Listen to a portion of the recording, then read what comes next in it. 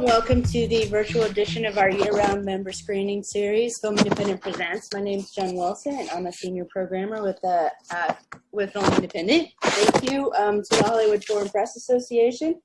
They've been an ardent supporter of this program for many years, so thank you so much for their support. Thank you to our new virtual screenings partner, Vision Media. Make sure to check out filmindependent.org calendar to see what screenings we have coming up. Just a note to anybody watching today, there is a question button at the bottom of the screen if you'd like to type in a question for me to ask our guests towards the end of the Q&A. And now please welcome today's special guests. They are the showrunners of Apple Plus TV show Little America, Sian Heder and Lee Eisenberg. Sian was a writer on Netflix's Orange is the New Black and wrote and directed the feature film Tallulah in 2016. Lee was a writer on TV's The Office and exec producer on Bad Teacher, Trophy Wife, Hello Ladies, and Smilf. But most importantly for me, he's the co-writer of Good Boys, which, in my opinion, was the funniest film of 2019. So, congratulations. I annoy my friend by quoting that movie all the time. And almost died choking on popcorn when I went to see that. So I love that. Because we have so many people, we have so many Film Independent members that are aspiring filmmakers, I like to sometimes start out with just a career trajectory question for both of you. As you know, two writers who have had outstanding careers in television writing, do you want to talk a little bit about just your trajectory? How, if someone were to say, I really want to be a TV writer, how do I get into TV, break into TV writing? How would you answer that question? Sean? Oh, God. I feel like I had, I'm unmuting myself. That's probably the move. I had an interesting, I started out as an actor, but I was always writing. And when I moved out to LA, from New York, I think I was pretty miserable when I first moved to LA and spent a lot of time in my little studio apartment writing on my own. And I actually applied to the AFI Directing Workshop for Women, which is a program that AFI offers. And they take 8 women a year and they put you through school for free and give you funding to make a short film. And so I had applied to that program and I made a short film through that program called Mother. And I always hate to say this because I think it's such a, you know, when people say, oh, I made a short film and it changed my life, it's sort of what everyone thinks is going to happen when they make a short film, but it actually did happen for me where that film ended up going to Cannes in competition and I ended up winning an award at Cannes. And so I think that kind of suddenly, it was really my first experience as a director and as a filmmaker, and it made me realize that it was what I wanted to do. And then that film ended up opening a lot of doors for me. And so, you know, it got me a literary agent. I had a couple, probably 2 features I'd written at that point that I could then present. And then it ended up just opening doors to me, you know, in terms of my first TV staffing job was on Men of a Certain Age. And that was because I sat next to Mike Royce at a dinner party and he had seen my short film. And so that was like an opener and we got talking and really liked each other. And I went in and met with him and Ray Romano and got hired on that show. And that was my first staffing job. So I am one of those examples of a short film can launch a career. And it was surprising that it did so, but that's sort of how I got started. And my experience was very different. I was not the star of Mother. I was an assistant for a really long time. So, you know, I moved out here at 22. I'd written a few screenplays in college and just started getting PA jobs and writer's assistant jobs and was around the writing process as much as I could be. And was starting to make those contacts. And then I would just stay. I always just felt like you can't control, your talent, but you can control your work ethic. So I just always stayed at work later than everyone else and was always writing specs and writing pilots. And I was an assistant for probably, I think, about 5 years. I got hired and was fired. So I forget that. I black it out. From JAG, the military courtroom drama. I was hired off of a Sopranos spec that I wrote probably after about 3 years. And then once I was fired, I got to be an assistant again, and then got hired on The Office. But so for me, it was just kind of grinding away, kind of making contacts. I think I got an agent after about 4 years, and then got hired on the show. And then a lot of doors opened up from the pilot that I wrote to get on The Office that I wrote with my writing partner, and then getting on a show that, although initially people didn't really care about, once it kind of took off, that was really helpful. But that pilot script that we wrote really ended up becoming the way that we got our first few movie jobs and got us on the show that kind of launched us. Did you say you were fired from JAG? I was very fired from JAG. Was that your first writing job that you were on? It was my first paid. I think as a writer's assistant, I co-wrote an episode of a TV show called Mind of the Married Man, which was on HBO. And then I really was focusing more on dramas at that point, and I'd written a Sopranos spec that I wasn't really getting. I didn't really know enough people to have it be widely circulated, but the few people who read it liked it, and it got in the hands.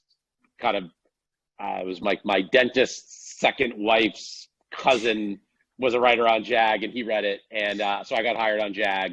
And I know very little. I know very little about very little. And I certainly don't know anything about the legal system, and specifically not the military legal system. So I came up with a few ideas. They hired me to write a freelance episode with the expectation that I'd become a staff writer on the show, and then I got fired during the outlining process. I'm just curious, because I think stories like this are the most interesting, facing rejection. And was this something that was really discouraging for you? Did you think like, I'm going to take this as a sign, like I shouldn't be a writer? And did you sort of have to fight off the negative self-talk about it? It was a terrible experience for many reasons, not the least of which was I didn't know anyone that was a writer. So all my friends and family back home, I'm from Boston. They didn't quite say it explicitly, but I think everyone was just waiting for me to eventually move back home. And so the idea that I was out here and even making money as an assistant, or that I had met somebody that someone had seen on TV, like all of those things just felt crazy to everyone. And so when I actually got a paid writing job, I think that everyone was like, oh my God, he's like Steven Spielberg. And I remember going to my cousin's wedding and feeling the dread, because I felt like I was going to get fired. It was really, the show was not organized that well. It didn't really support young writers. And I also don't know that I was the best writer for that show. And I was so nervous. I knew that everyone was kind of so excited to talk to me and hear about my Hollywood experience on a show that I never watched. But I was so excited to have the job. And then I was fired probably 2 weeks later, and it was horrible. And I had no fallback plan. At that point, I'd been doing this for several years. I felt like my friends and other jobs were kind of actually starting to make proper money and having families and making some real life choices. And I was kind of stuck in a very small apartment with, the amount of money that I had gotten. I quit my job to take on the actual writing job. It was terrible. And I moped around for a few weeks, and then I kept writing because I didn't really know what else to do. So what year was that? I am terrible with dates. I'm going to say that was 2003, maybe. Okay. Something like that. That's interesting. I'm sorry that happened to you, and I'm sorry that we can't be like Sean and be like an amazing success right out of the gate. Then I need to amend my story. This Okay. is my amendment to my story. Wait, I haven't heard that story. Were you fired from JAG too? I mean, Sean fired me from JAG. Oh, okay. From JAG. Okay. No, I've been fired from a lot of jobs, but not JAG. But but I was gonna say before my film got into Cannes, that short film got rejected from 11 film festivals, and I had received at that point 11 rejections. And when Cannes called me, I thought it was my husband, who was my boyfriend at the time, putting on like a goofy French accent. Because AFI had actually submitted me to Cannes. I did not even know that I had been submitted. Oh. I'd been rejected from like the most podunky film festivals, and I was like, oh, I made a terrible movie. And then I get this call that's like, oh, I'm calling from the Cannes Film Festival. And I was like, haha, and I hung up. And literally the guy called me right back and was like, I think we lost our connection. And I was like, oh my God, is this not David calling me? I fully thought it was a joke. And then after getting back from Cannes, I went back to my bartending job at the Standard and basically had to, like, to the tune of like shaking apple martinis for tourists at the Standard, I like had to keep telling myself, like, I just won Cannes, because it was so disheartening to go work in back to bartending after having this amazing experience. And then I started taking meetings during the day, and going out on these. And the Standard on Sunset was such a Hollywood hang that there were like 3 times probably where I dove behind the bar because someone I'd like taken a meeting with that day came into the bar, and I was like, oh, I don't want them to see me as a bartender now because I just took a meeting with them 2 hours ago. So no, this has not been smooth sailing. That sounds like an episode of a television show that's like going to be on FX. The whole story of the diving behind the bar. Yep. Okay, well, let's talk about Little America, because that's what my assignment was. So I need to talk to you about Little America, but also I watched it and I loved it. Thank you. So Lee, you fast forward from JAG to Little America. It's the natural transition. A lot of the writers from JAG have stayed with me. Yeah. You co-created with Kumail Nanjiani and Emily V. Gordon. Yep. Do you want to talk about like your partnership with them? How did you meet them, and how did you come up with the idea for what Little America is? Sure. So, I fast forward several years, and I was sitting in my office and trying to figure out what I wanted to do next, what I wanted to write next. And I was struck, there was an episode of Master of None in the first season called Parents that was really about this immigrant experience. And my dad is from Israel, and I remember the complicated feelings that I had about, being self-conscious in movie theaters, and my dad would call for me and, with a thick Israeli accent. And also just his struggles in the fact that he came here with no money, and my parents met in Rome and had this kind of whirlwind romance, and he moved here with nothing and kind of built a business, but also the uncertainty of it. And, that Master of None episode stayed with me, and I remember people talking about it, and it got a lot of attention. And I thought, well, what if there was a show where every episode felt like that, rather than that kind of being the one episode of the season that kind of went off and did something different. And I didn't really have much more than that. And I reached out to my friend Josh Behrman, who has a company called Epic Magazine, and Josh wrote the article that Argo is based off of. And I just said, I have this idea for a show about different immigrant stories, and I think I'd like the stories to be based on real people. Would you be interested in producing this with me? And I really didn't have much more than that. And Josh really sparked the idea, and with his researchers and with my help, we started collecting stories from all over the country. And we all just started talking to people we knew and friends of friends. And we just started collecting this group of stories. And then Epic put them out as first-person photo essays. And they were incredible. And so as things started to develop, so that was kind of the first step of the process. And I was trying to think of who I wanted to collaborate with. And I got in touch with Alan Yang, who I've known for forever. And he worked in Parks and Rec, and I worked on The Office. And we've been friends. And I just said, hey, here's this idea for a show. And Master of None was actually one of the inspirations. Would you be interested? And he immediately sparked to it.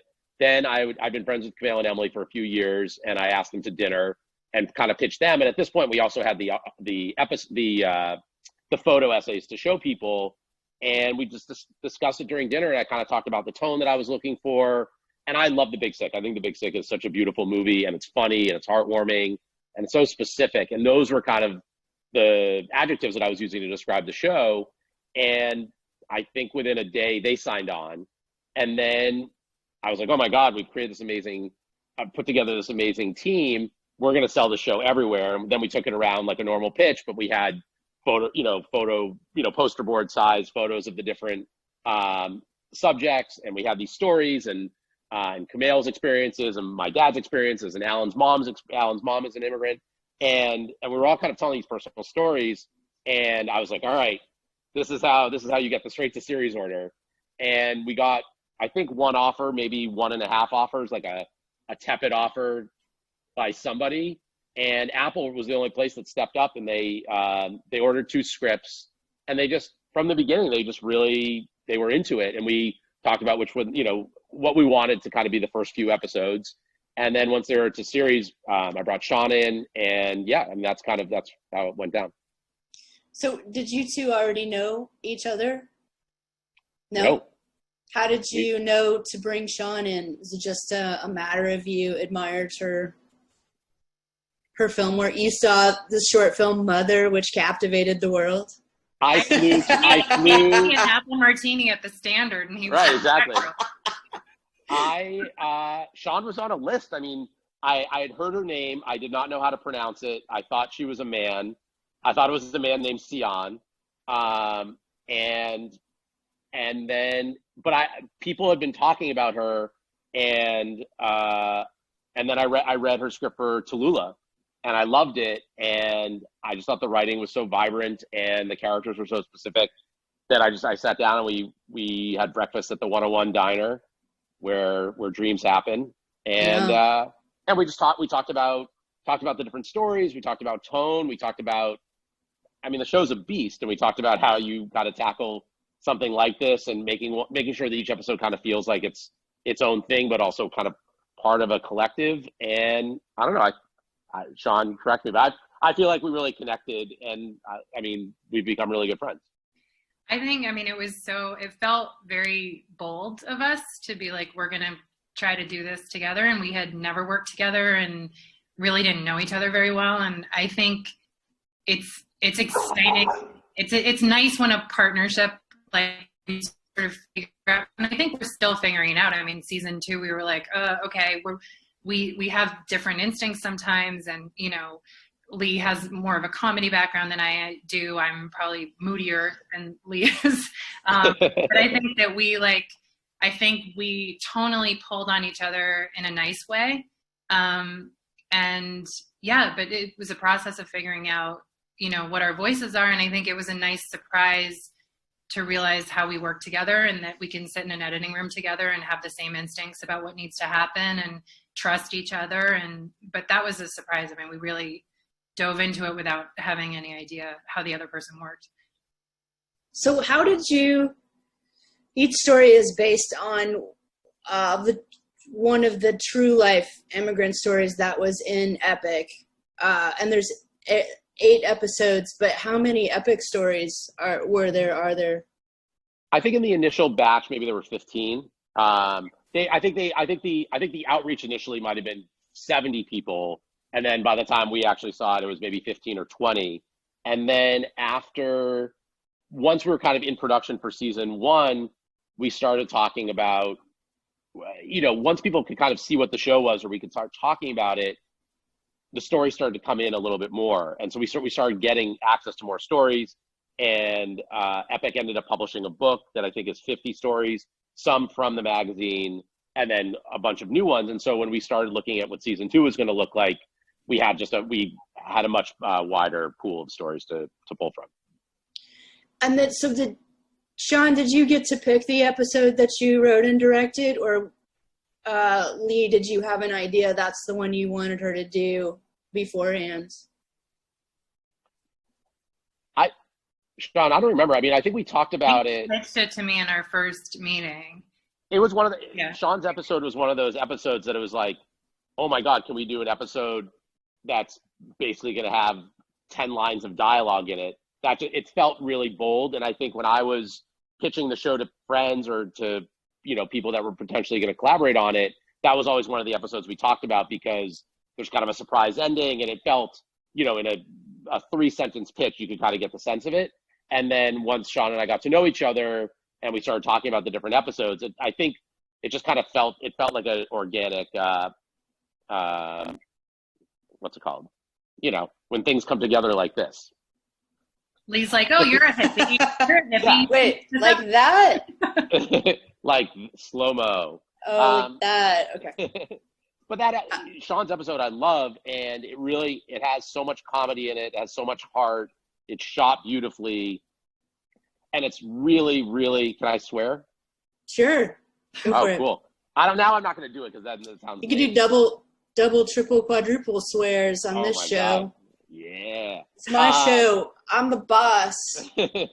Well, no, I was just going to say it's really fucking scary to assign either to write an episode or to assign an episode to a writer and say you can don't write dialogue. I think that's really, I think that the challenge of that was gigantic. And I felt like in Sean's hands, I felt more comfortable than I did even in my own. I didn't know exactly how to pull that off. So when I read that first draft, it was great. It was exciting. I really like dialogue too. I never write action into my scripts. Like when I write, my action lines are like 2 lines long, and then I just get right into the dialogue. And so for me to have to write a script where I didn't get to use dialogue was really wild. So essentially you were writing like a silent film. Yeah. Where it was all just describing the actions of what people would be doing. Yeah. Talk about the challenge of that. Was it a difficult? Break down a script like. Sorry, go ahead. There's like a delay, so I missed what you were saying. Oh, yeah. Just talk about the challenge of writing something that's only got a few lines of dialogue. Well, I think, I also don't feel like I've fully trusted the silence until we were in post. Like initially, Zach Quinto's character, Leonard, who was the leader of the retreat, had more lines. Like he sort of introduced the rules of the retreat at the beginning, and he'd had these little speeches throughout that were kind of these Buddhist touched on, speeches that were about sort of that we knew we could either use or not use depending on how effective the silence was.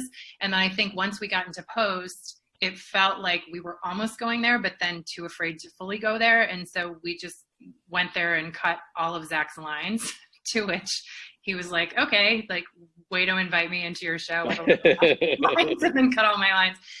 No, he was completely cool about it. But I think that, it was nice to have to think that specifically, that you had to tell stories with a look or a gesture or something that someone's noticing. So a lot of the way the script reads is how her eyes are moving around the room and how she's,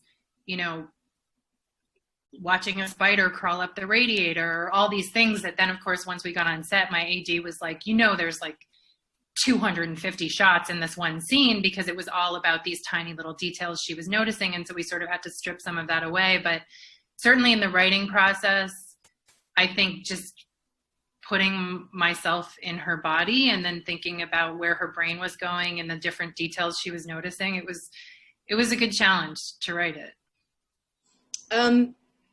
Yeah, I love silent film, and it's interesting to note how film language and filmmaking and storytelling completely changed when sound came in 1927. So I really appreciated the experiment of it. I thought it worked really well. Talk about working with your actress, who's one of my favorites, Melanie Laurent. After I watched Little America, I watched Beginners again. Well, I think, sorry. Love Beginners. You guys froze, so I missed your question, Jen. Oh, do you want to talk about working with Melanie Laurent?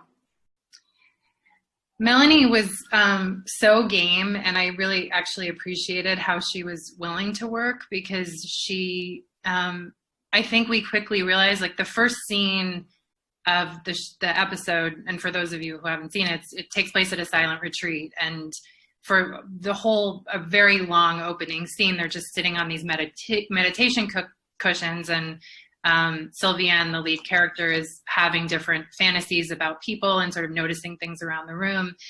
And once we got into that room, I really like to leave actors alone as a director in a way to do their thing. But suddenly Melanie was like, I can't fully track what's happening when, or when I need to look at this person, or when I'm having this moment.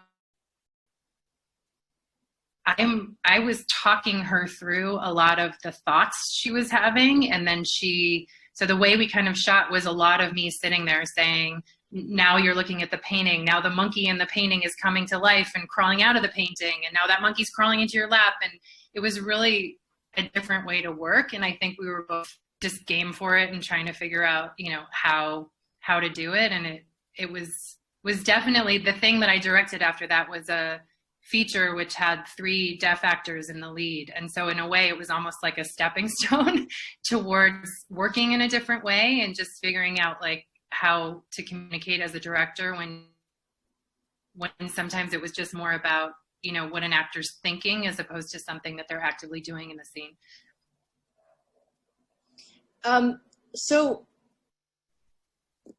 Lee, you and Kumail and Emily co-wrote one of the episodes too. Was it The Baker? The Rock. That's right. Why did you guys choose this one? So that was the first episode. It was kind of, in some ways, it was, we treated it as the pilot. And I think when we looked at all the episodes, when we got all the kind of the stories locked in and we were talking to Apple, I think that we all gravitated towards that one because the main character was really charming and a little bit eccentric and a little quirky, and we felt like it had a fair amount of comedy in it, at least in our heads, and we really liked the way that it ended. We liked that it didn't end with a resolution, and that the character is just going to kind of continue on, and that he's an incredibly hard worker, and that this rock was not going to get in his way, and whether or not you ended the episode with him successfully getting rid of the rock or him continuing to work on it, that he was going to eventually do it. And that felt very much kind of the immigrant spirit, and that was something that we were really attracted to. And then it was interesting. Like my background is very firmly in comedy, and it's only in the last probably few years that I've kind of ventured out of it. And Kumail obviously is a stand-up and hilarious. Emily's hilarious. And we wrote the episode, and I think we wrote it thinking like, oh, okay, this thing is going to just be wall-to-wall laughs, and then there'll be a few moments apart in it. And I remember sitting at the table read in New York with the president of Apple, and nobody laughed. I didn't laugh. Nobody laughed. And I was like, what have I done? I can't believe I've created this show. This is going to be a complete disaster. And what happened, and nobody seemed concerned except for me. And what happened was the show kind of evolved. And I think that the show doesn't necessarily lead with comedy. I think it leads with heart, and it leads with warmth, and it leads with specificity of place and character. And those were the things that I started getting really excited about. And when we were shooting it, so many of the directors had a personal connection to the materials. There was either from the country of origin or their parents were, or they were connecting in different ways. And I think when all the kind of the alchemy of all those things, I think that created what made the show special, or at least for me. And there are all these kind of layers. Once the music was added in, once the score was added in, and using the instrumentation of a specific country, or finding that key song for the opening credits, all of those things layered in together collectively kind of created what the show became. But it's interesting. I talked to a lot of creators. Oftentimes what your pilot is not what your show becomes. And a lot of times with shows, the pilot episodes are not the strongest episodes. I happen to really like The Rock, and I'm very proud of it. But I think that through writing The Rock and some of the earlier episodes, we kind of discovered more of the tone of the show. Actually, I felt like your first episode of this is one of my favorite ones. And thank you. The one that I related to most personally, I think because I oftentimes felt like there was a lot of responsibility placed on me at a young age. And so when I was watching it, I was like, would my parents have let me babysit their hotel at 12 years old? Probably. Like, I grew up in the 70s when, like, parents were not keeping track of their kids at all. So right. I was like, I definitely would have run the hotel at 12. But for you two, was there any particular storyline in this season's 8 episodes that you individually related to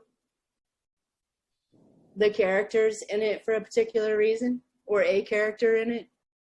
I think there's just I think for me, within every episode, there's just touches or characters that sometimes are the main characters or sometimes aren't, that I related to or resonated more for me. I mean, the character, my dad's Israeli, the main character in The Rock is Persian, and my dad's obsessed. My dad's entrepreneurial, and he's obsessed with Shark Tank. And so, and my dad will often say, you know, he'll kind of give you a speech about something and say, for this reason, I'm out. And he does it as a joke. And I think it's really funny and charming. And I think my dad has, like, you know, this idea that he could, and he's been successful, but that he could kind of create the next, you know, thing that would be on Shark Tank and, you know, be valued for a lot of money. And so that was something that felt very, very much in the spirit of the character that was in the story. And so putting my dad into that episode felt like that was a way that I was kind of accessing that character. And then weirdly, the Chinese episode, you know, being on a cruise ship or being on a vacation, I was always aware, like I said earlier, that my dad sounded different from everyone else. And so I remember being young and being embarrassed. And now I think it's incredible. I speak 2 languages and I have family in Israel that I know this other culture. I know this other place in a way that other people don't often get that opportunity. But at the time when you're 12, you just want to be like everyone else. And so I think that, like, feeling that self-consciousness was something that I felt a lot from that. Sian? Well, I think there were 2 things I think that were powerful. I mean, one of the things is what Lee is saying is that I think when you have immigrant parents, which I do too, both from, my dad's from Hungary, my mom's from Wales. And sometimes there's sort of an interesting, I just found that there were moments that we had in the room where you sort of went, oh, that's just a common thing about being an immigrant. That has nothing to do from, and we were looking for a way for him to have those phone calls with his family. And I remember that I said, well, I think my mom, like, she sent tapes back and forth with her family in Wales. And Finisa, who's in our room, who's from Nigeria, was like, oh, I think my mother did that too. And suddenly it became like, oh, was that just a thing that people did? In the 80s, they sent cassette tapes, and you would listen to cassette tapes of your family, and sort of it would be this slice of life. And so sometimes those things found their ways into the stories that were things out of our own lives. And then it was also very profound to me getting to know the subjects, which we did over several interviews. And so I ended up feeling very connected to our subjects, and particularly the ones that I had multiple conversations with.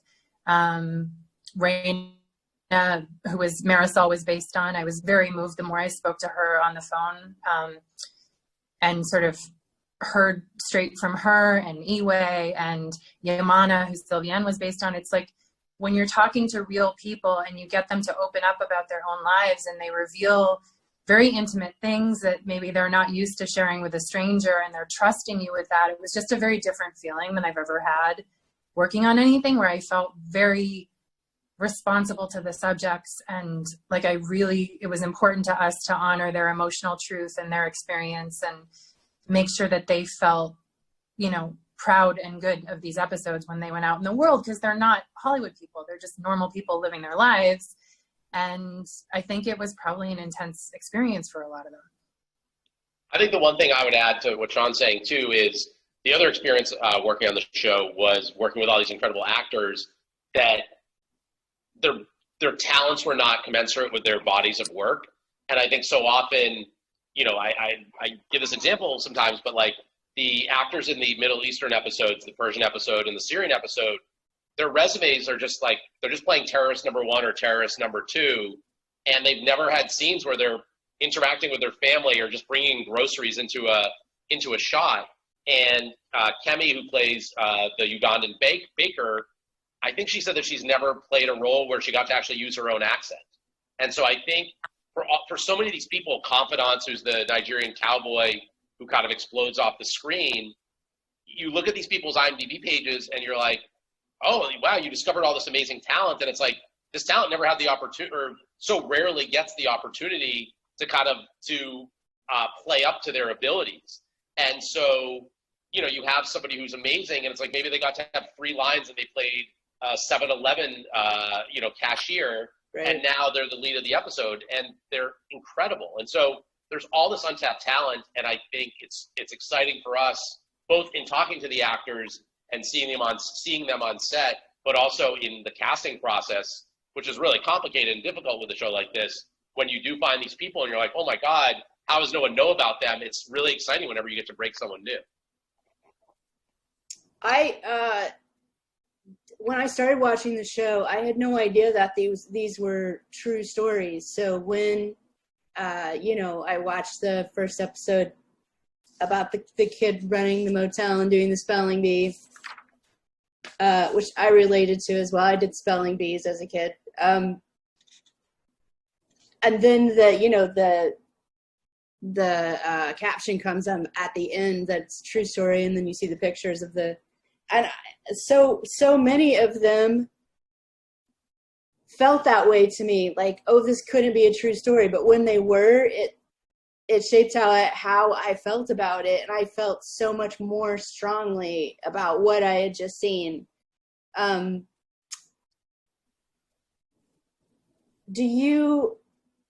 don't know, what do you ultimately hope is people's takeaway from the show? Is that this idea of that we're living in a time period where immigrants to the U.S. have been kind of demonized, and an idea of reframing immigrants and immigration?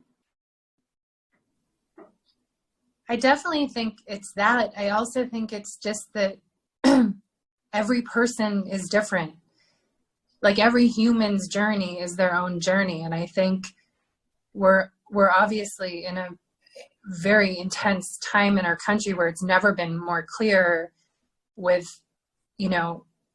sort of looking at systemic racism that is still just everywhere, and now has been given this voice that it's never, it's almost like it's in a way, I think, a very profound time, because I think these problems in our country that have been here for a long time are very apparent now and have to be dealt with. And I think the thing at the root of it for us is always like, these are human beings. Every one of us is a human being, and we fall in love, and we have our frustrations throughout our day, and we have our quirky things that we're into, and we have our likes and dislikes, and our, and I think the more we can look at every human being as an individual, the better we are as humans. And I think that's really ultimately what the show is doing, is just, we're not trying to tell a story about all Chinese people. We're trying to tell a story about this one Chinese woman who has this tragic thing in her past, who has attachment issues and is having trouble letting go of her own teenage kids. And that's her journey.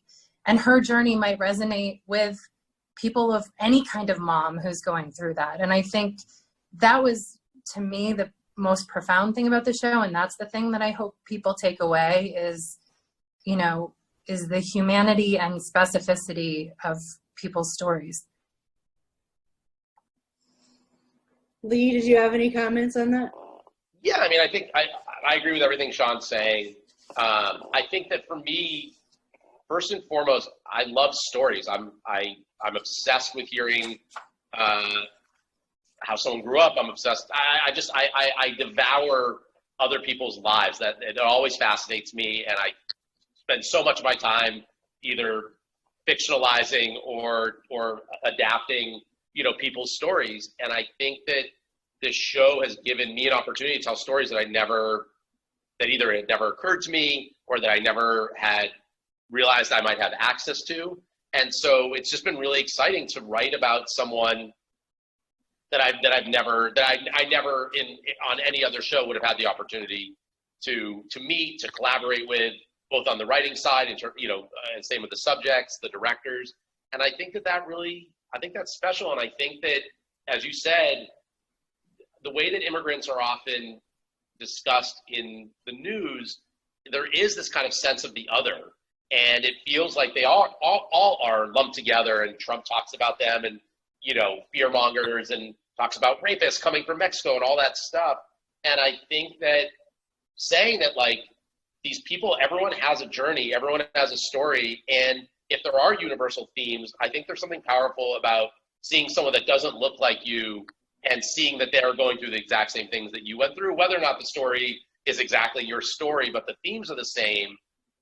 I think if more programming can kind of lean into that, I don't think that's the solution to systemic racism at all. But I think every little bit helps, and I think that it changes the cultural conversation, I think, a little bit when you are seeing more diversity on screen and the types of stories you're hearing and watching. Yeah, I realized when I was watching this, as someone who has watched 12 years worth of indie films about the immigrant experience, 90% of them it doesn't turn out well for them. And I realized that the message of so many of these films is so negative that when I was watching, and at times it's a realistic portrayal of things that really happen to people here. My expectation when watching the show, in the Nigerian cowboy episode, when he walks into that store to get the hat and the boots, and I'm just like, oh, he's black and the two white guys in there. I was like, oh my gosh, this is not going to go well. Like, just expecting that something really bad's going to happen to him because he's a black person in this extremely white community in Oklahoma. And then not having that experience, that it's negative, I think makes this show so different from so many things. And, I don't know. I think that's really great. Thank you so much. Just to speak to that quickly, Jen, that definitely came from the subjects as well. And I think it's interesting because I'm with you. Like, I feel like in a way I expected within these stories, sometimes a much more fraught experience. And some of them almost felt like when we were talking to the interview subjects that we were basing the episodes on, that, there was a lot of positivity about America and about the United States. And I think sometimes, like, in a way they feel like period pieces because, but I know, like, for my dad came in 56 and he was a refugee, and this country saved his life. And I think it's interesting. It's hard to see now because I think we're in a very upsetting time to see that, like, a lot of the people that we interviewed and based these episodes on, did have very positive feelings essentially about this country and the opportunity that it provided for them. And I think that was a balance for us because I think we might have been more cynical about it, but it was a relief even within some of these stories to hear, like, no, those guys were actually pretty cool to me and they helped me buy a hat. And that was a surprising moment. And then you're right, it's unexpected because of that. So I'm gonna wrap up with you guys, but so there is gonna be a season 2 then on Apple Plus. Did you say you were working on a season 2? We've written season 2, and so we're currently figuring out how to shoot season 2 among the COVID restrictions. So suddenly we're looking at episodes that we wrote pre-pandemic and picking ourselves for all of the crowd scenes and makeout sessions and all the things that we can't do. Season 2 with extra makeouts. Lee, I did have a question submitted. It's from the producers of JAG, and they would really like to rehire you. Well, I'm working on the reboot of JAG now. That's really, everything's coming full circle. So it's all been leading up to that. Thanks, you too. Thank you for letting me tease you, Lee. This has been great. Thank you so much. Sean, I'd really love for you to make me an appletini at some point. I'll do it. All right, sweet. I've gotten a lot more sophisticated since I was a bartender. Oh, good. Thank you so much for joining me today. And good luck on season 2. Thank you so much. All right, take care. Bye.